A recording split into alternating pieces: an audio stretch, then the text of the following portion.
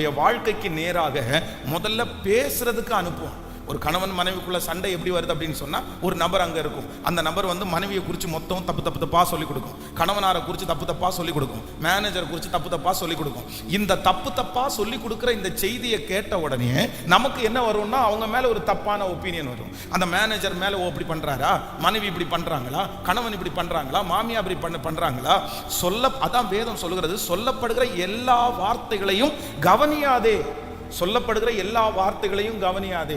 சிலர் பாருங்க, பிள்ளைகளை குறித்து ஏதாவது ஒன்று சொல்லிட்டாங்களா, உடனே பிள்ளையை போட்டு அடின்னு அடிக்கிறது.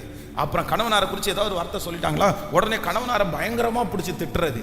யாராவது ஒன்று சொல்லிட வேண்டாம், யாராவது ஒன்று சொல்லி அவங்க சொல்றது நல்லதுக்கா கெட்டதுக்கா பொறாமையா இல்லையா, இது எதுவுமே தெரியாது. அப்போ ஆண்டவருடைய பிள்ளைகளே, பிசாசு நமக்கு நேராக அனுப்புகிற ஒரு பெரிய ஆயுதம் என்ன அப்படின்னு சொன்னா, நான் ஒருவன் மாத்திரம் தப்பி இதை அறிவிக்கும்படியாக வந்தேன். யாருக்கு ரொம்ப ஜாக்கிரதையா இருக்கணும்?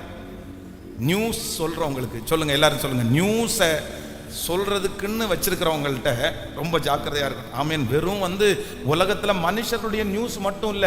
நம்ம ஒரு காலத்துல எல்லாம் நம்ம என்ன பண்ணுவோம் அப்படின்னு சொன்னா, நியூஸ் நிறைய கேளுங்கன்னு சொல்லுவோம். அந்த நியூஸ் கேட்கறதை என்கரேஜ் பண்ணுவோம். நீங்க நியூஸ் கேட்டீங்கன்னா தான் உங்களுக்கு ப்ரேயர் ரிக்வெஸ்ட் கிடைக்கும். நீங்க நியூஸ் கேட்டீங்கன்னா தான் உலகத்துல என்ன நடக்குதுன்னு தெரியும். அதனால நியூஸ் பாருங்க, நியூஸ் பாருங்க. பிள்ளைங்க ஏதாவது டிவியில வேற ப்ரோக்ராம் பார்த்துருந்தா நியூஸை போடுறா அப்படின்னு நம்ம சொல்லுவோம். ஆனா இன்னைக்கு நியூஸ் கூட என்னவா இருக்குது சொல்லுங்களேன். நியூஸ் கூட எந்த நியூஸ் நல்ல நியூஸ், எந்த நியூஸ் இது உண்மையானது, எது பொய்யானதுன்னு கூட சுத்தமா தெரியல. எல்லாமே மாற்றப்பட்டுருச்சு. கடந்த சில நாட்களுக்கு முன்பு